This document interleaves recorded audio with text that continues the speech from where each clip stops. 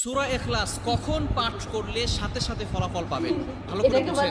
সূরা ইখলাস হচ্ছে পবিত্র কোরআনের ভিতরে ছোট সূরাদের ভিতরে অন্যতম একটি সূরা। তবে ফজিলতের দিক থেকে সূরা ইখলাস হচ্ছে গুরুত্বপূর্ণ ফজিলত, এবং এই সূরাটা এমন একটা সময় আল্লাহ পাক রব্বুল আলামিন নাযিল করে দিয়েছেন যখন আল্লাহ রাসূল সাল্লাল্লাহু আলাইহি ওয়াসাল্লাম প্রচার করতে লাগলেন।